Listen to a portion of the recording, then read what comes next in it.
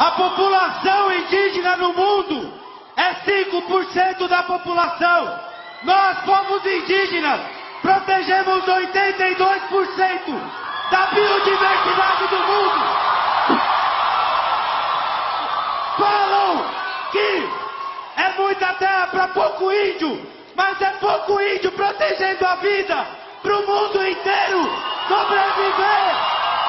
Nós, povos indígenas, estamos sendo perseguidos, estamos sendo assassinados e mortos. Nós estamos lutando pela vida. O homem mais poderoso do mundo, no meio da floresta, sem nada, ele não vai ter sobrevivência. O poder da vida está na natureza. Salve o planeta! Salve a terra! Não ao genocídio dos povos indígenas! Vamos lutar pela sobrevivência das futuras gerações!